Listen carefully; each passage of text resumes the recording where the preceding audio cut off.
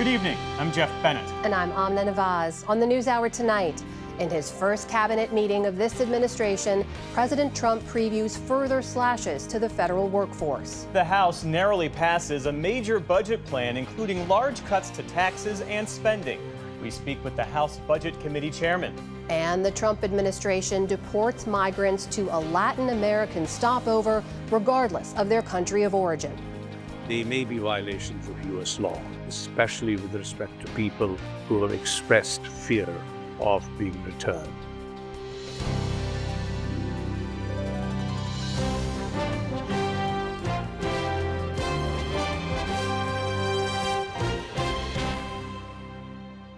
Major funding for the PBS NewsHour has been provided by On an American Cruise Line's journey, travelers experience the maritime heritage and culture of the Maine coast and New England islands. Our fleet of small cruise ships explore American landscapes, seaside villages, and historic harbors, where you can experience local customs and cuisine. American Cruise Lines, proud sponsor of PBS NewsHour. In 1995, two friends set out to make wireless coverage accessible to all. With no long-term contracts, nationwide coverage, and 100% US-based customer support. Consumer Cellular, freedom calls.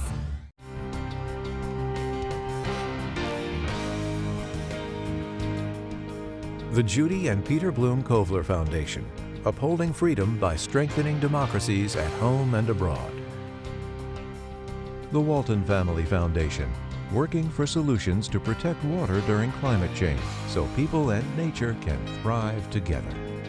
Supported by the John D. and Catherine T. MacArthur Foundation, committed to building a more just, verdant, and peaceful world. More information at macfound.org. And with the ongoing support of these institutions.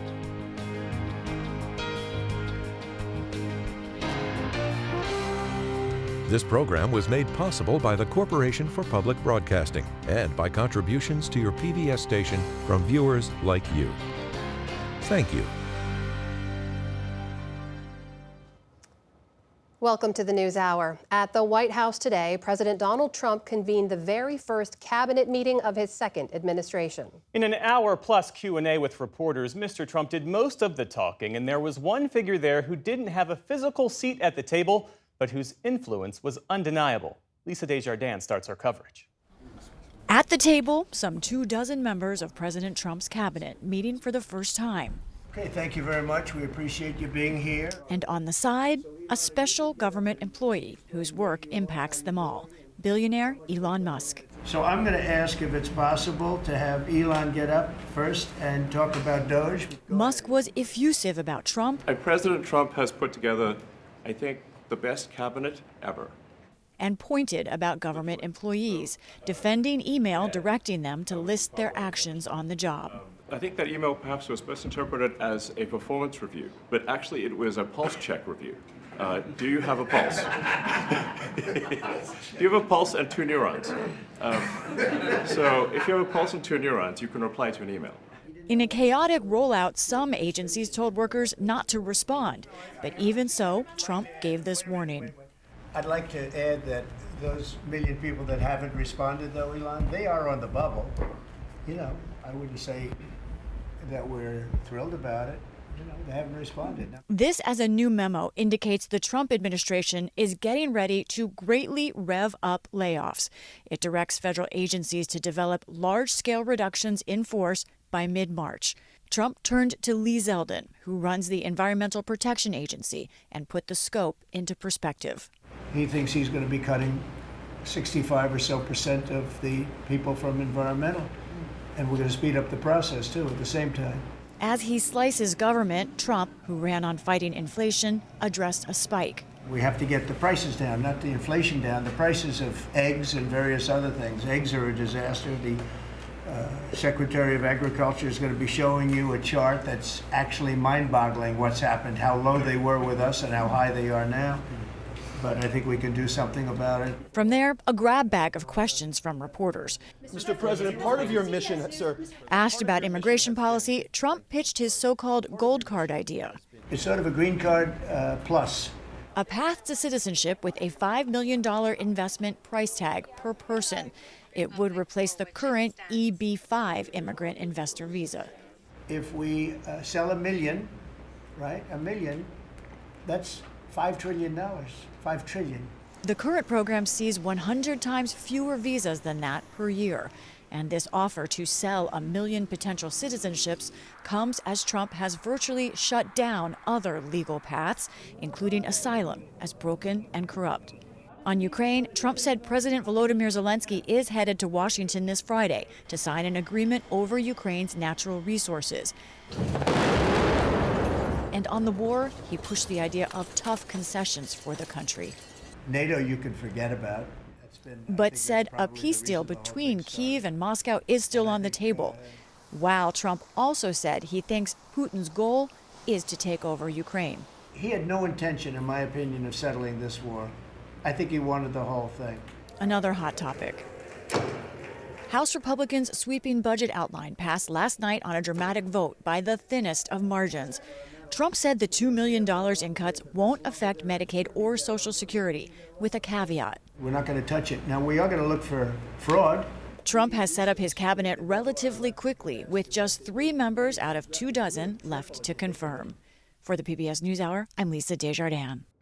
Billionaire Elon Musk says his campaign to fire tens of thousands of federal workers and cancel government contracts is in the name of rooting out fraud and waste. His Doge group has posted what it calls a wall of receipts on its website that claims it has saved billions by cutting certain federal contracts. But reports and government documents prove that many of these so-called savings are either misleading or incorrect. Our White House correspondent, Laura Barone-Lopez, has been looking into this and joins us now. So, Laura, what kinds of savings are Musk and his team claiming, and does the math add up? So Elon Musk and his team on that wall of receipts say that their total cuts equal $65 billion in savings. They base that on contract cancellations, firing workers, and, quote, fraud detection. But as the New York Times first reported, 5 of Doge's biggest contracts that they say have resulted in savings ended up being deleted from that wall of receipts after outlets pointed out that there were errors. And some of the biggest errors in savings are, as CBS first reported, a USAID contract for $650 million that was listed 3 times. As The Intercept first reported, a Social Security contract listed as $232 million instead of $560,000, and an ICE contract that Doge listed as $8 billion when in reality it was $8 million. And it's important to note that that $8 million ICE contract was a credit line. That means that ICE may have never ended up paying out that total $8 million. And some of these contracts were on the wall of receipts were either already paid or canceled under the Biden administration. So Doge is essentially taking a lot of credit in time for some of these contracts that don't appear to be actually the savings that they say they are. I know you were working the phones and talking to vendors who appear on this so-called wall of receipts. What did they tell you? So our colleague Kyle Madura spoke to one of these federal vendors, a Taylor Jones. His company, Culture Point, does leadership and management training. And his company was listed on Doge's wall of receipts as having a contract for almost $10 million. But Taylor Jones told NewsHour that not only was the amount of money wrong, it was actually $100,000, but it was not a guaranteed payment. It was a credit line, and the agreement with the government was never signed. We never had a contract, and we've actually never had a contract with the government that was, a $10 million contract or even a $1 million contract. So not that we're opposed to it, but it's never happened. So we were a little surprised to start getting calls from reporters about a non-contract that was never executed. So essentially there wasn't even a contract to delete, Jeff. And when you look at all of this across the board, the math is really not adding up to $65 billion. There will be people who will say, well, what Musk is trying to do is still a worthy effort, trying to clean up government waste. How much money has the team actually saved so far? So the actual savings is around $2 billion, according to budget experts that we spoke to. And again, as you noted, Musk says that this is about that these cuts are meant to help reduce the deficit and pay for Republicans' tax cuts. We spoke to Jessica Riedel. She's a senior fellow at the Manhattan Institute. She was also the chief economist for former Senator Rob Portman, a Republican. And she put those so-called savings in context and corrected the record. At this point, the $2 billion in savings identified by Elon Musk would pay for 1/75th of 1% of the entire national debt. I have not found any legitimate evidence of fraud in the spending that Elon Musk has highlighted. I have found expenditures that a lot of people wish the government wouldn't engage in, such as DEI contracts and Politico subscriptions, but that doesn't make them fraudulent. It just makes them policies that certain people would not like us to be spending money on.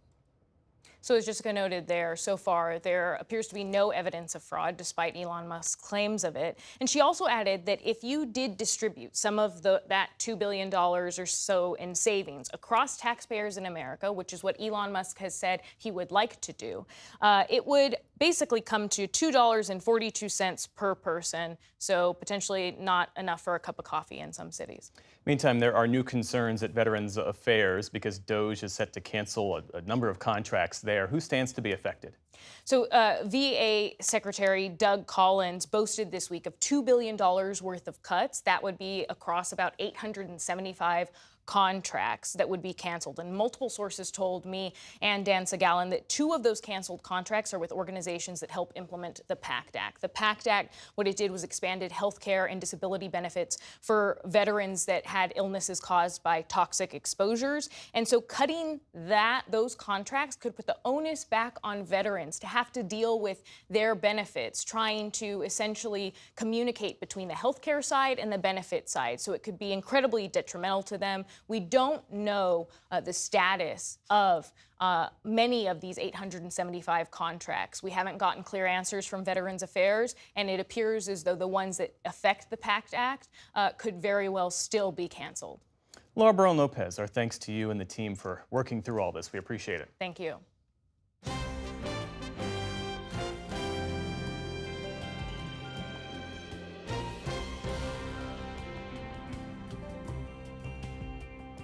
We start the day's other headlines in Texas, where officials announced the first death from a recent measles outbreak. They say the victim was an unvaccinated school-age child who was hospitalized in West Texas last week. There are at least 124 confirmed cases of the highly contagious respiratory illness across 9 Texas counties. They've been mostly reported among children, many of them unvaccinated. There are also 9 cases in eastern New Mexico. Today's fatality is the nation's first reported death from measles since 2015. At today's cabinet meeting, HHS Secretary Robert F. Kennedy Jr. said there were actually 2 deaths from the recent outbreak, though the second fatality has not been confirmed. At the Supreme Court today, justices seemed to side with an Ohio woman who brought a lawsuit claiming workplace discrimination because she is straight. Marlene Ames says she was passed over for a promotion at the Ohio Department of Youth Services in favor of a gay woman and then demoted in favor of a gay man. Justice Brett Kavanaugh said today that workplace discrimination, quote, whether you are gay or straight is prohibited. The rules are the same whichever way it goes. If the high court rules in her favor, it could make it easier for people to pursue such so-called reverse discrimination claims. A Baltimore judge is considering whether to reduce the life sentence for Adnan Syed to time served. It's just the latest twist in a case that rose to national prominence as the subject of the Serial podcast more than a decade ago.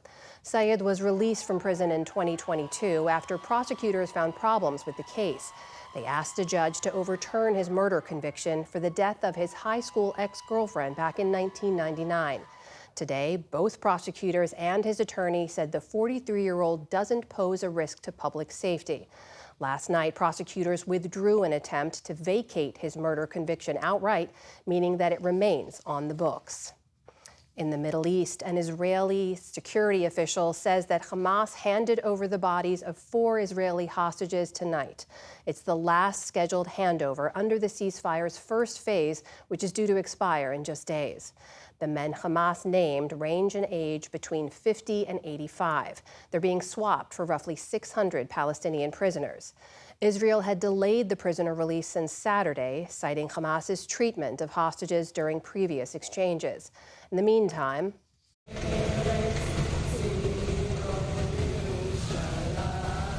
thousands of Israelis lined the streets during a funeral procession for deceased hostages Shiri Ariel and Kfir Bibas. The bodies of the mother and her 2 young sons were handed over by Hamas last week. At the funeral, Yarden Bibas, who survived Hamas captivity, said goodbye to his wife and children.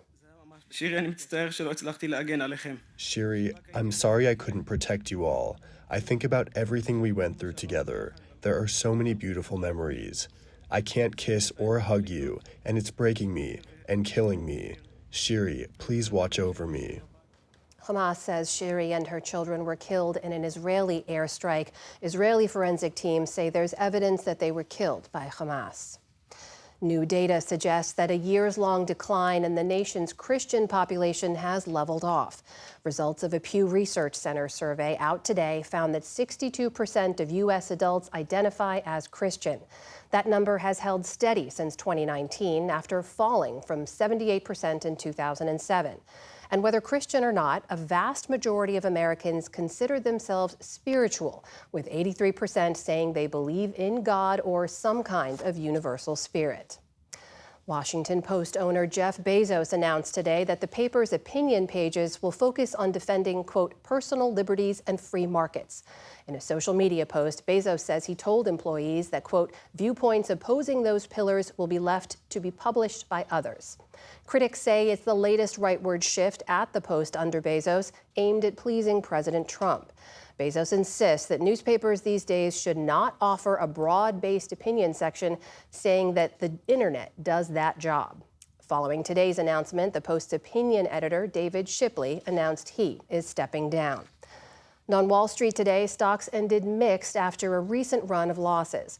The Dow Jones Industrial Average slipped nearly 200 points on the day. The Nasdaq added nearly 50 points, or about 0.25%. The S&P 500 ended virtually flat. And actor Michelle Trachtenberg has died. She got her start as a child actor, most notably on Nickelodeon's The Adventures of Pete and Pete. Trachtenberg was just 10 years old when she shot to fame in the 1996 film Harriet the Spy.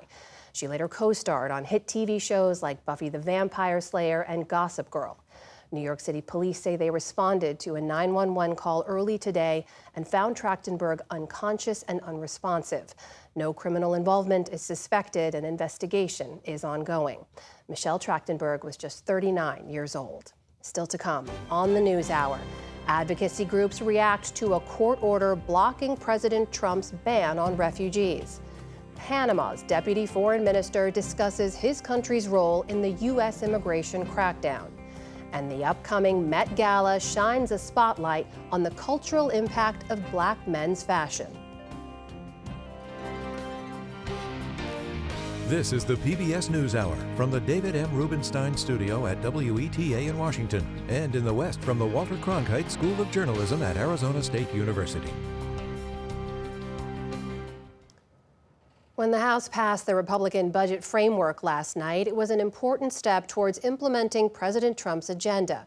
The House budget plan includes $4.5 trillion in tax cuts, spending cuts totaling $1.5 to $2 trillion, and will add an estimated $3 trillion to the national debt over the next 10 years. Congressman Jody Arrington of Texas chairs the Budget Committee, and he joins me now. Chairman Arrington, welcome to the NewsHour. Thanks for joining us. Thank you, Amna. Good to be with you. So as you know, the bill passed on a 217 to 215 vote. You had one Republican joining Democrats to vote against it. Is it fair to say now that the real work begins of trying to figure out exactly where you're going to get those $2 trillion in cuts? Yeah, I think you're right. I mean, we had to lay out a framework that I think was fiscally responsible, pro-growth. It makes adjustments for supporting the tax cuts while reining in the wasteful spending to offset those cuts, along with growth, or revenue rather, from growth, which is a conservative 2.6% annual average growth rate, which is lower than we've had in the Trump and Biden administrations, but that'll bring another $2.6 trillion in. So altogether, it's a balanced budget resolution, but as you mentioned, the real work happens as the policies are developed at the committee level, and it's designed that way to be kind of a bottom-up approach, and then we'll of course have to conference with the Senate. Mm-hmm. As you know, there's been a lot of concern about cuts to Medicaid. The mandate that you've set for the Energy and Commerce Committee that oversees Medicaid is for them to cut $880 billion. The largest pot of money that they oversee is Medicare, which you've said you will not touch. So how do you see hitting that $880 billion figure without touching Medicaid? Well, we're gonna make sure we actually eliminate the waste that exists in the federal government, not just in the Medicaid program, but across the federal government. The Government Accountability Office estimates just within 70 programs in the federal government a $2.7 trillion in waste, fraud, and abuse. And then fraud, government-wide, they say on the higher end is $5 trillion. So we have to put the program integrity measures in place to make sure those who are legally eligible are those receiving the benefits that the taxpayers and lawmakers intended.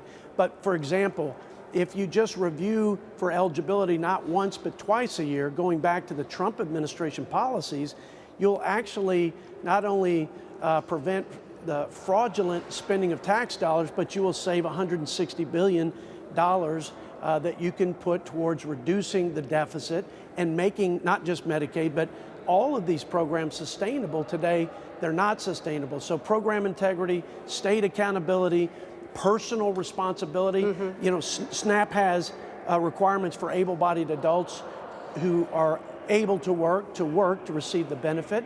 And we think that it's responsible to do that across the government. Medicaid doesn't have that. For example, these are some of the things that will be meted out at the committee level. Chairman, if I may, just to double check the math here, that $3 trillion you cited there, that is the cumulative of estimated overpayments and fraud from GAO dating back to 2003. So that's not quite apples to apples here. You mentioned the $160 billion that would come from reversing some Biden-era policies, but the national improper pay rate that I saw, HHS estimates on fraud, only totaled about $31 billion. I'm just pointing these out to show nowhere are you near $880 billion. So again, where are you seeing math that says you can get to that number without touching Medicaid? Yeah, actually, let me correct that statement. The Government Accountability Office, $2.7 trillion in improper payments, that's a 10-year number. That is a 10-year number, not since 2003. That's going forward. In fact, there's $50 billion in Medicaid. It's over $500 billion over the 10-year window. So when we say we want to save 1.5 to 2 trillion in reducing wasteful spending, that's over the 10-year budget window. So it is apples to apples. I would also suggest, and there are outside groups that have measured this, one that comes to mind is Numbers USA. They say that we're spending $150 billion for social services for people who are in this country illegally, about $9,000 per illegal immigrant. That's more than we spend on U.S. citizens who are the most vulnerable among us and eligible for Medicaid. It's also more than we spend for our veterans on military benefits. So there's a lot of cleaning up, a lot of waste and fraud, and there's just a lot of inefficiencies. Chairman, I apologize, I know our time is limited. Is it possible for you to guarantee that none of the 70 million people who rely on Medicaid are going to have their benefits cut? Can you make that guarantee? I can tell you this. These programs are not sustainable for the most vulnerable people. I can also tell you that the Obamacare expansion population, they get a 90% federal match, and the blind, disabled, the sickest and poorest among us, they get 65% on average. So the entire health system is oriented around giving better care and better access to to able-bodied Obamacare expansion population. So there's Understood. a lot of ways to make it work better and Chairman, make it I'll work just more point out, efficiently. I'm not hearing a guarantee in there, but I think our conversation on this will continue. I do want to ask you about some of the federal worker firings that we've seen from Elon Musk's Doge team. The latest figures that I saw show some 130,000 federal employees who live in the state of Texas. In your district, about 8,000 or so. Do you know if any of those federal workers have lost their jobs as a result of this team's cuts? I don't know any personally who have, but I Do you can know tell of you, any in your district? Do I know of any who've been cut? Yes, sir. Anyone who's any I'm- federal employees in your district who have lost their jobs as a result of the Doge team's cuts? I don't know of any, but there may be people who have had their jobs terminated. And I can tell you, after having worked in the administration of President Bush, being in the administration, there's a lot of unnecessary jobs. There's a lot of waste. We had about half the workforce not even going to work the last 4 or 5 years. So look, where there is value added, where there are people who are being productive and in advancing the federal government's mission and serving the American people, I don't think there's a problem there. But I think we have a lot of bloat and a lot of waste. So I support the efforts that are being taken under President Trump by Elon Musk and by his cabinet officials. If I may, among the Doge team's listings of cuts, they do list a DHS office closure in Abilene, Texas, which is in your district, for an estimated savings of $340,000. I'm unsure how many people were cut there, but are you concerned that if hundreds of people in your district lose their jobs, it will impact your community? I'm concerned that our federal budget went from $4.5 trillion before COVID to $7 trillion. I'm concerned that during the Biden administration, $8 trillion was added to the national debt. But are you that we're concerned borrowing about people $2 losing their trillion. jobs in your district? I'm concerned about bankrupting the country.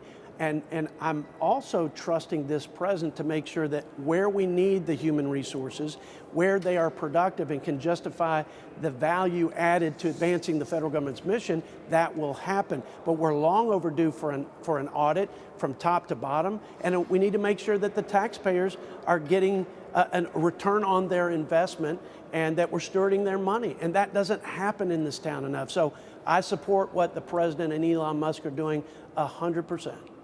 That is the House Budget Chairman, Jody Arrington, joining us tonight. Mr. Chairman, thank you for your time. We Thank you, appreciate Amna. it. Appreciate you too. Bye-bye.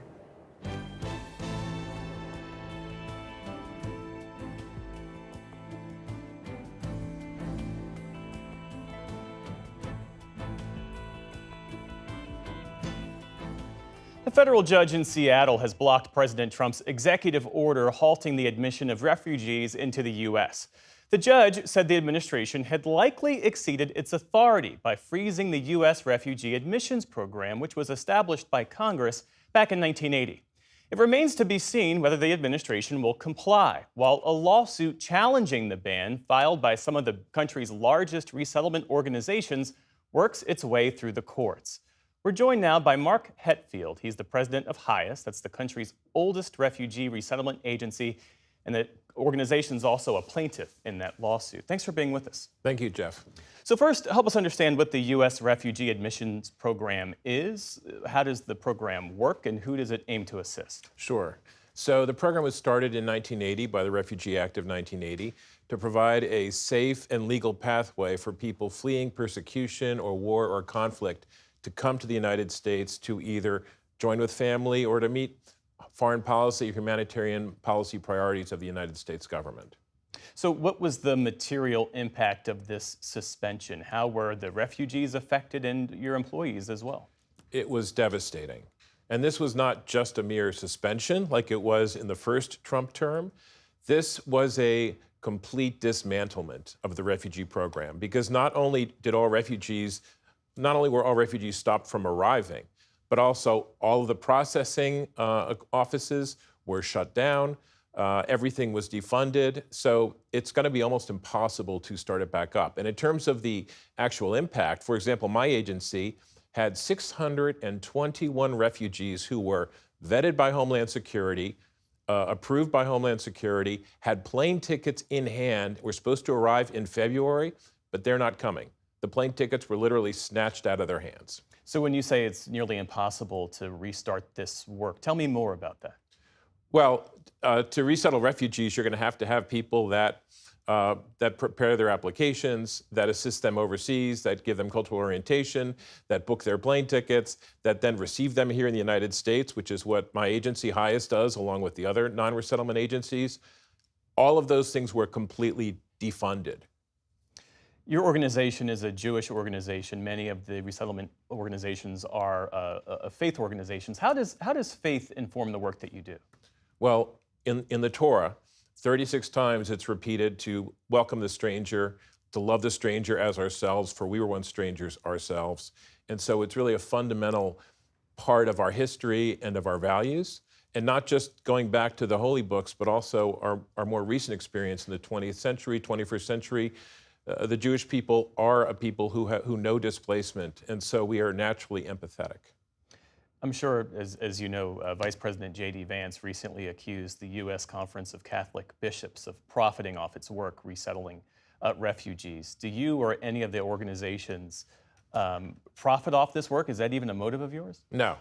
This is a labor of love. This is something we have to raise money for because we can't possibly do it on the funding that the federal government gives us. It is a public-private partnership. And so now we've raised lots of funding to welcome refugees to the United States, and now none of them are coming, including refugees who themselves are fleeing religious persecution, like Iranian religious minorities is one group that HIAS helps. They can't come. Afghan people who supported us in Afghanistan, people who supported U.S. veterans and risked their lives, or who worked for the U.S. Embassy in Kabul, they can't come.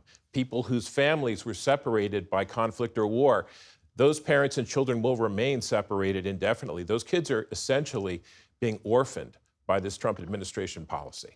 The administration, in its executive order, argued that the United States lacks the ability to absorb large numbers of migrants and, in particular, refugees into its communities in a manner that does not compromise the availability of resources for Americans. This is an argument the administration makes fairly often, that resources are finite. What's your reaction to that? My reaction is that that's an argument that the Trump administration made in 2017 and that they themselves proved was fallacious. In 2017, in the Muslim and refugee ban, President Trump commissioned a study to demonstrate how much resettled refugees cost the American taxpayer. But they looked at both sides of the ledger when they did that study, and they found that over a 10-year period, resettled refugees contributed $63 billion, with a B, dollars more in federal, state, and local taxes than they took in services and assistance. So fortunately for us, while we welcome refugees because it's the right thing to do, it just also happens to be to the benefit of the economy, to the benefit of the country. Refugees are a blessing. They're not a burden. I understand you were in Seattle yesterday when the judge issued that ruling. What comes next? It's a good question, because on my way to the studio tonight, I got 10 termination notices that the State Department was terminating a number of our programs, including refugee resettlement, in spite of the fact that yesterday the judge issued a preliminary injunction saying that refugee resettlement was authorized by Congress and could not be dismantled. Mark Hetfield of HIAS, thanks again for coming in. We appreciate it. Thank you, Jeff.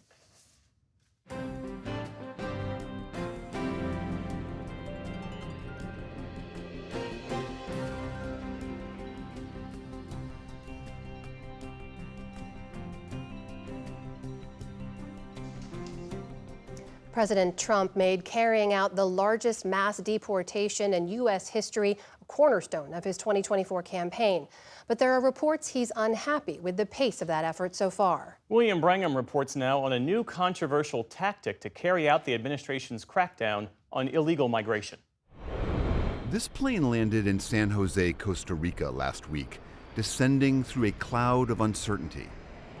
On board were 135 people deported from the U.S. on a journey back to their home countries or somewhere else.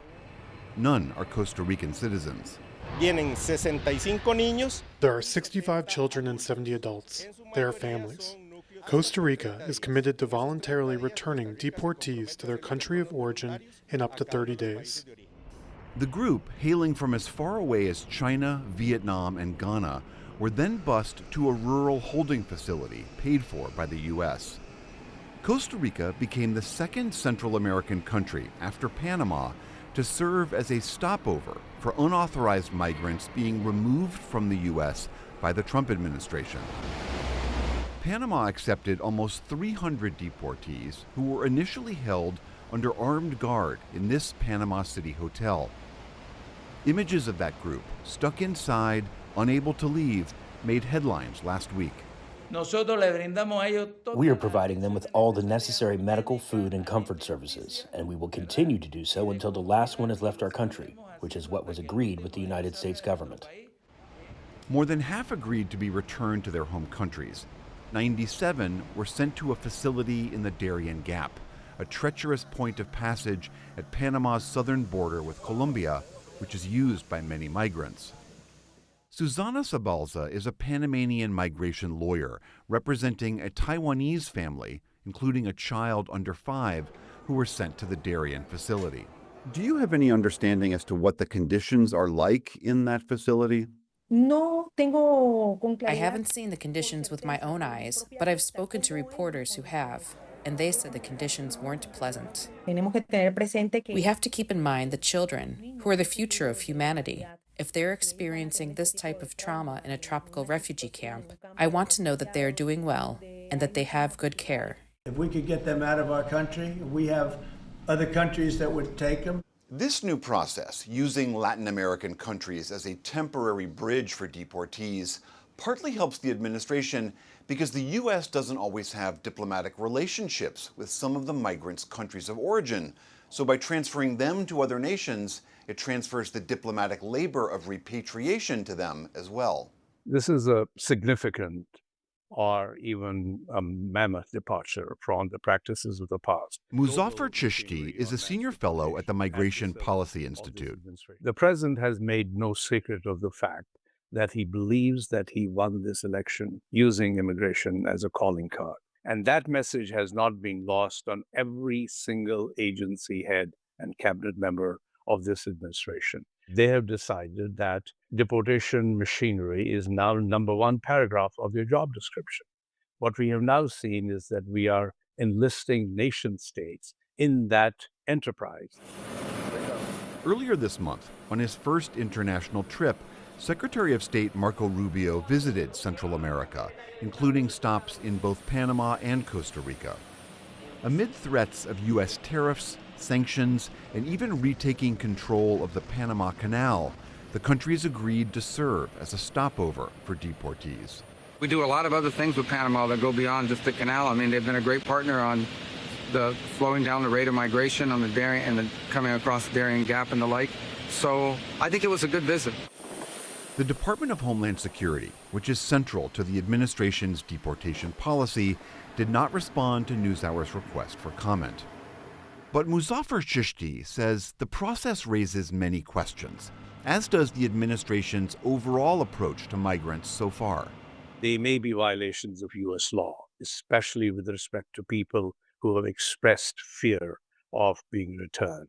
The fact that they were not given access to counsel, the fact that they were not provided due process. The second most important consideration is that this is being done with militaristic imagery. I mean, it's not just optics, it's optics with sound.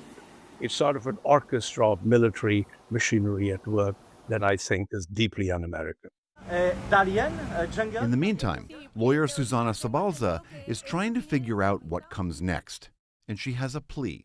We are asking our president of Panama and his counterpart in the United States to have a little compassion, and that they give each case the opportunity to be reviewed before sending these families to the brink of death, because at some point, this is going to be scrutinized by some international body, and that's where we're going to see the consequences.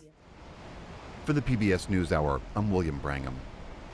For more on Panama's role in receiving hundreds of migrants the Trump administration has deported, we turn now to Carlos Ruiz Hernandez. He's Panama's Vice Minister for Foreign Affairs. Mr. Minister, welcome to the NewsHour. Thank you, Anna, for having me. Thank you so much for being here. I just want to ask you to respond to the report there from my colleague, William Brangham, and specifically the conditions under which some of those deported migrants say they were being held in Panama, reportedly in hotel rooms, but they say they had their cell phones and passports taken away. There were armed guards at the doors. Explain to us why that was necessary. I mean, it's very, thank you so much. I think it's a right question to ask, but I think the mischaracterization of how these migrants are being treated is very unfortunate.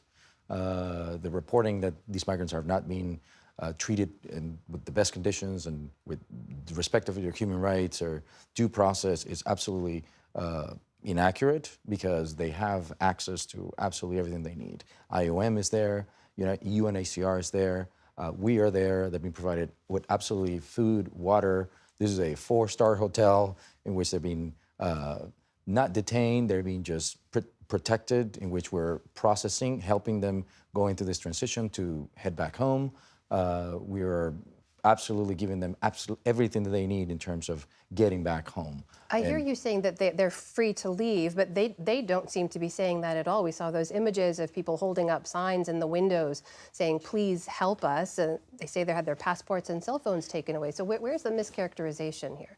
The mischaracterization is that they're being held. I mean, they're being... Are they free to leave? They are irregular migrants, illegal migrants that are going through a process of repatriation, which is something that we've been working with the United States government in the previous administration, and we've done it for years, and the name of the policy is deterrence. So repatriation works for us. Our government, this is a policy that our government is pursuing in terms of deterring migrants and bad non-state actors in other countries who are facilitating migration in any conditions. So we're trying to protect them, and we're receiving them, and we're facilitating, we're providing them with all the assistance that they need to just go back home, because they're not in Panama because they want to be in Panama. They want to be somewhere else, and that somewhere else, it's a close ally of Panama in everything migration. Secretary Rubio was mentioning this. The previous secretary would have said the same.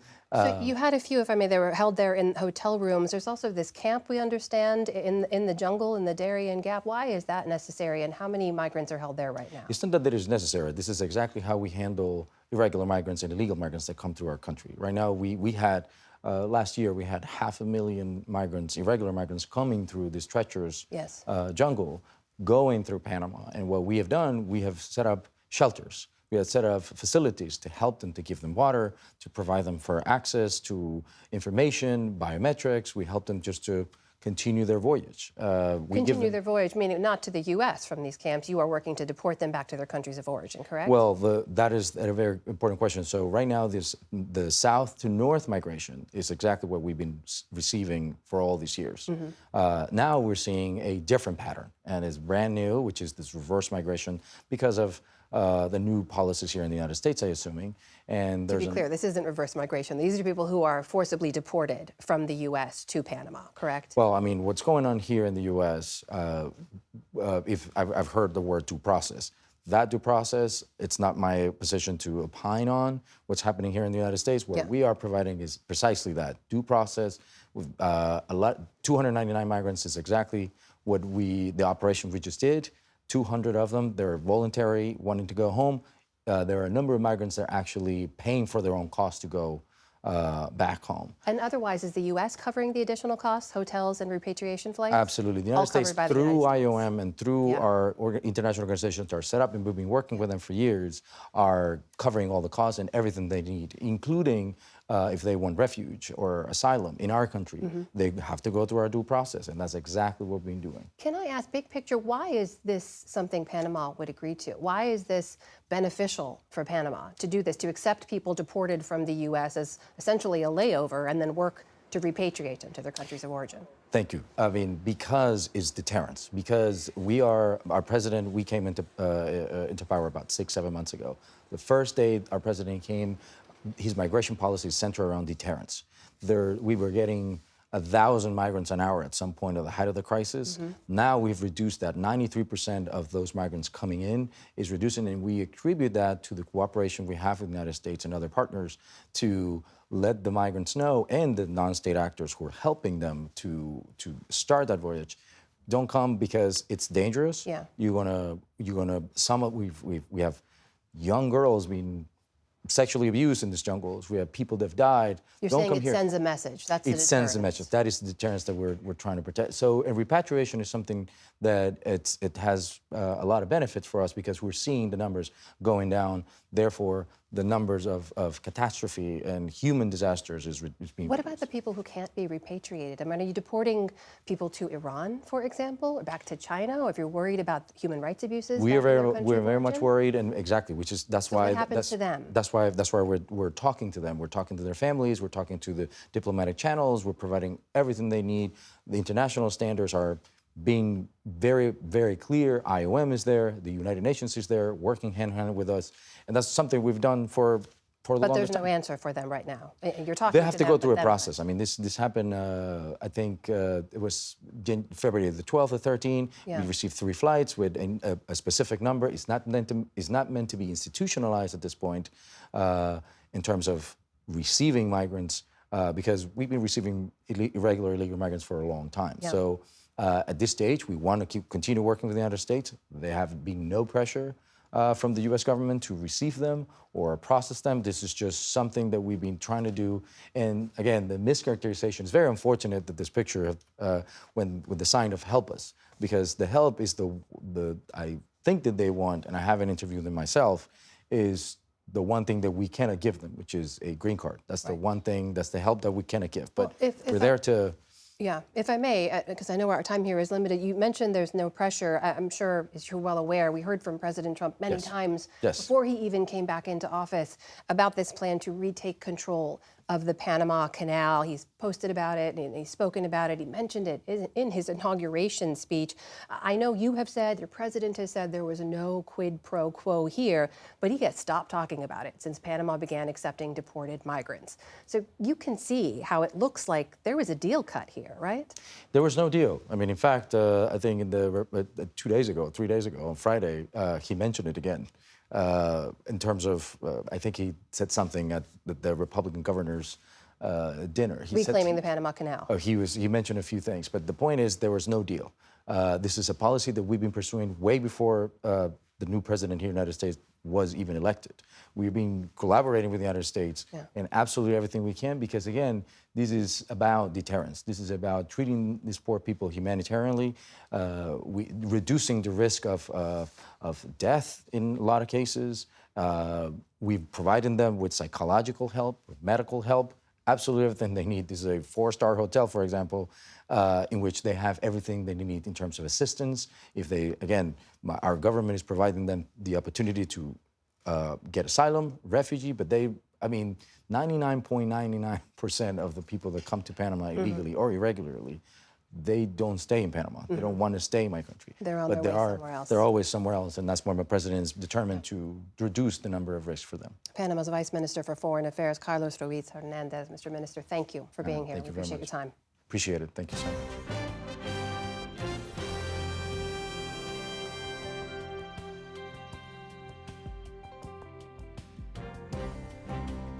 This spring, the annual Met Gala in New York City, one of the bigger fashion events of the year, will highlight the indelible style of black men. The Met's 2025 exhibition, titled Superfine: Tailoring Black Style, opens in May and explores the emergence and significance of the black dandy.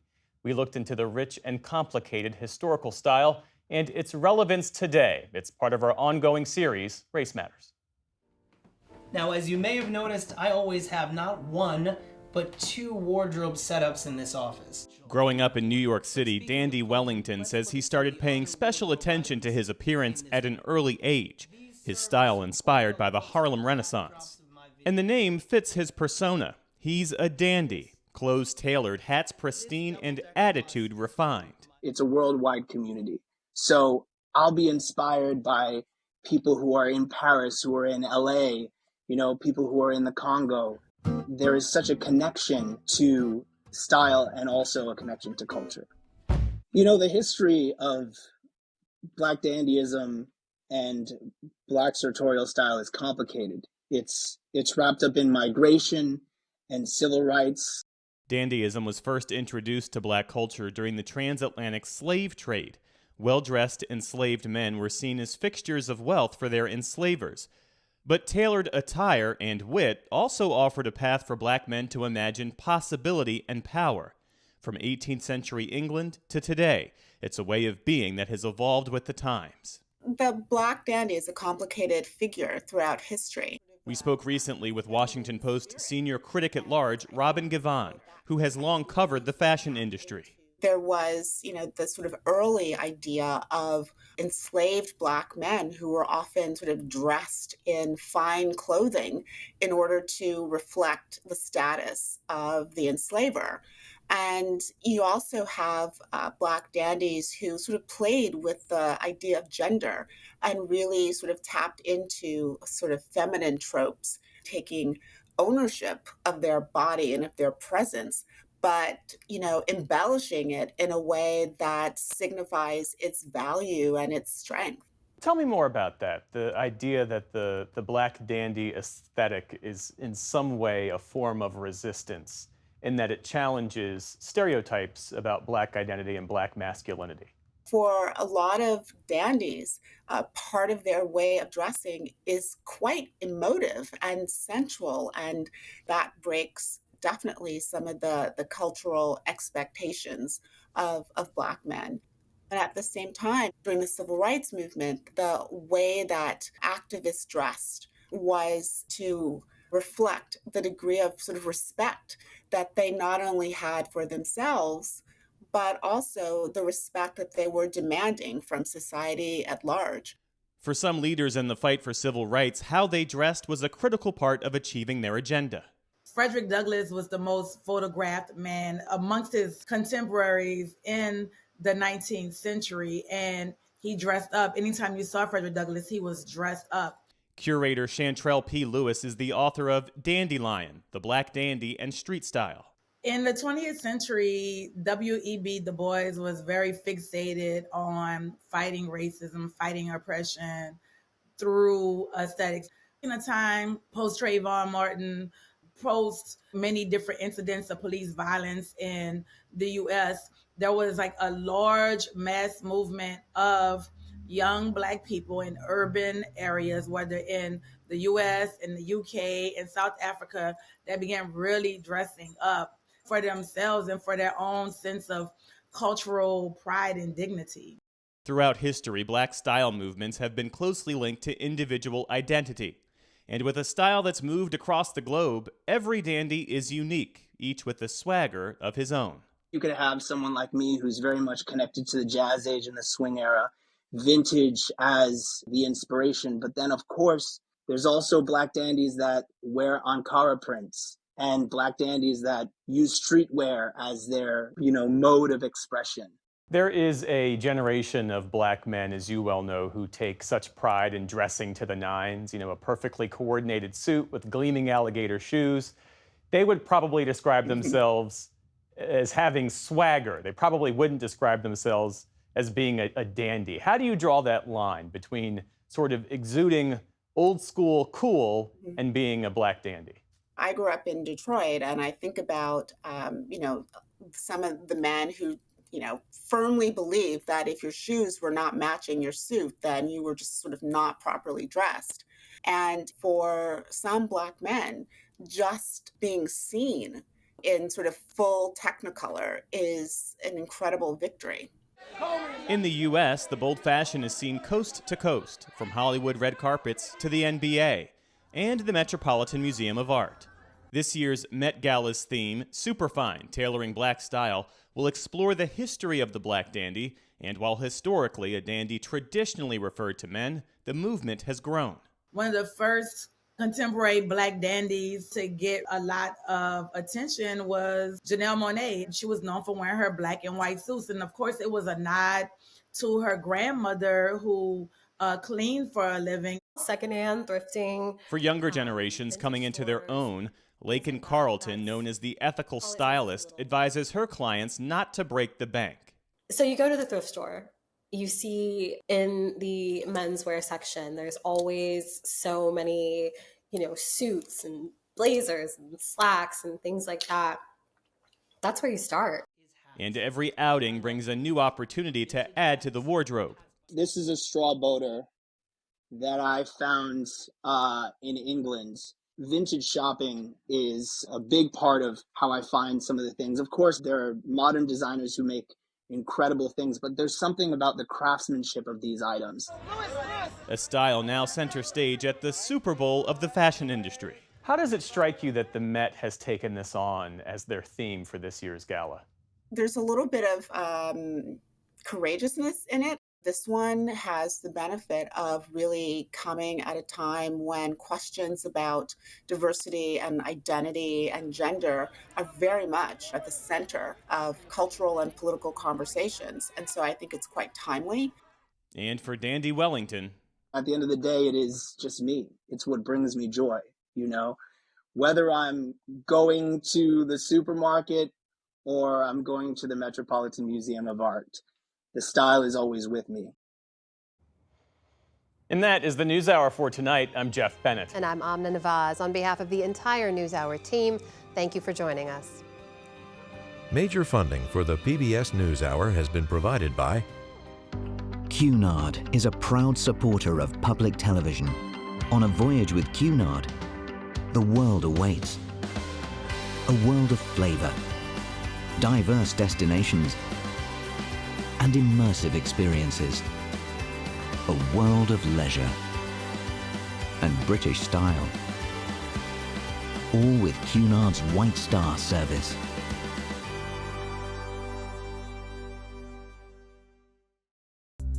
I love seeing interns succeed. I love seeing them come back and join engagement teams and seeing where they go from there. I get to watch their personal growth. It makes my heart happy.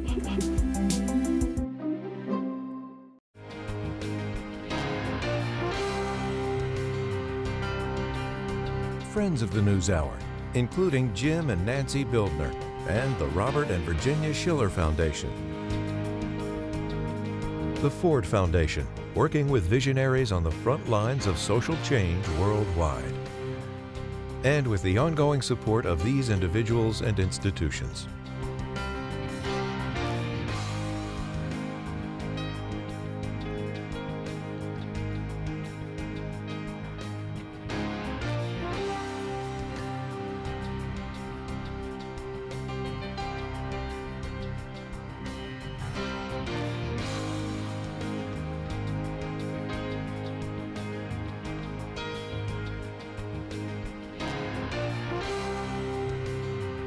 This program was made possible by the Corporation for Public Broadcasting.